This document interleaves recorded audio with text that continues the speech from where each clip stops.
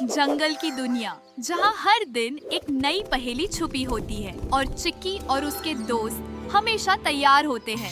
जंगल में आज एक अजीब सा सन्नाटा था। गोल्डन फल का मौसम था और इस नायाब फल को सबसे ज्यादा बोबो पसंद करता था। और तभी जंगल के बीच में बोबो की आवाज सुनाई दी। वह बहुत दुखी और कमजोर लग रहा था। मैं तो मर गया। मैं कितना बीमार हूँ। लगता है ये बीमारी मुझे जंगल से ले जाएगी। बोबो एक चट्टान के नीचे लेटा था। उसके पास मोबो और लोलो थे, लेकिन वे हमेशा की तरह चोरी नहीं कर रहे थे। वे तो नाटक कर रहे थे। बोबो का प्लान था कि वह बीमार बनकर चिक्की की टीम से गोल्डन फल ले ले। बोबो भैया, थोड़ा तेज नाटक करो। गोल्डन फल बहुत महंगा होता है। चिक्की माँ को पूरा यकीन होना चाहिए। लेकिन नाटक करते हुए मुझे बहुत भूख लग रही है। लेकिन कौन आएगा बोबो की मदद के लिए? बोबो तो सबका दुश्मन था। उसी वक्त चिंकू और पिंकू लिली और टोनी के साथ गोल्डन फल जमा कर रहे थे। फल इतने खूबसूरत थे कि वे चमक रहे थे। चिंकू बहुत खुश था। देखो पिंकू, कितना चमकदार फल है। मैं इसे खाऊंगा। रुको चिंकू, ये फल सबके लिए है। पहले चिक्की माँ से पूछेंगे। तभी टोनी तोता ने बोबो की अजीब और गरीब दुखी आवाज सुनी। टोनी को लगा कि बोबो सच में मुश्किल में है। वह तेजी से चिक्की के पास गया। चिक्की माँ, वो बोबो, वो बहुत बीमार है। उसे मदद की जरूरत है। बीमार? बोबो, हम उसकी मदद करेंगे, लेकिन होशियारी से। झूठ बोलना उसकी पुरानी आदत है। चिक्की अपनी टीम के साथ बोबो के पास पहुंची। बोबो ने तुरंत अपनी दर्द भरी आवाज़ें और बड़ा नाटक शुरू कर दिया। वह लेट गया, आंखें बंद कर ली और धीरे धीरे रोने लगा। चिक्की माँ, मैं इतना बीमार हूँ कि सिर्फ गोल्डन फल ही मेरी जान बचा सकता है। क्या आप मेरे लिए थोड़ा फल ला देंगे? चिक्की समझ गई कि यह सिर्फ एक चाल है, लेकिन उसे सबूत चाहिए था। लिली बुलबुल ने एक छोटी सी बात पर ध्यान दिया।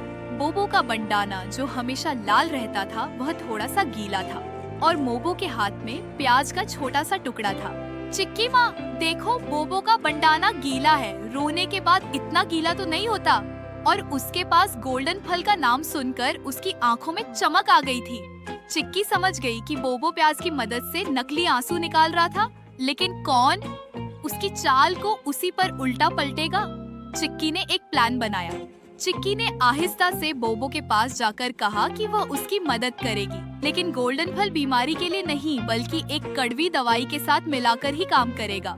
बोबो, मैं तुम्हें गोल्डन फल दूंगी, लेकिन इससे पहले तुम्हें जंगल की सबसे कड़वी दवाई खानी पड़ेगी। इससे तुम्हारी बीमारी तुरंत ठीक हो जाएगी। कड़वी दवाई? वो क्या है? टोनी और चिंकू ने एक बड़े से गीले पत्ते में कुछ बहुत कड़वा दिखने वाली चीज लाकर रखी। असल में वह सिर्फ बहुत तीखी मिर्च का छोटा सा टुकड़ा था, लेकिन बोबो को लगा कि यह सच में कोई खतरनाक दवाई है।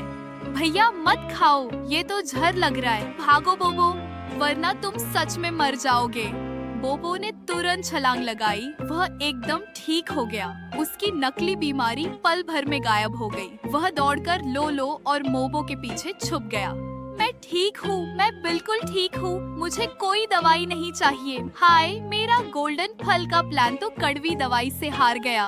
पूरी टीम हंसने लगी। बोबो बहुत शर्मिंदा था। उसे अपनी गलती का एहसास हो गया। उसने समझा कि झूठ बोलना और नाटक करना हमेशा उल्टा पड़ता है। चिक्की ने बोबो को प्यार से समझाया कि अगर उसे गोल्डन फल चाहिए था तो वह सीधे पूछ सकता था। झूठ बोलना या बीमारी का नाटक करना दोस्ती को कमजोर करता है। बोबो, अगर तुम सच में बीमार होते तो हम तुम्हारी मदद जरूर करते, लेकिन झूठ बोलकर तुमने हमारा भरोसा तोड़ने की कोशिश की। हमेशा सच बोलो। बोबो ने सबसे माफी मांगी और वादा किया कि वह फिर कभी नकली बीमारी का नाटक नहीं करेगा। एक बार फिर सच्चाई और होशियारी जीत गई। हमेशा सच बोलना चाहिए। झूठ चाहे कितना भी मीठा हो, सच्चाई की कड़वाहट से भी ज्यादा खतरनाक होता है। चिक्की की टीम के साथ हर मुश्किल आसान।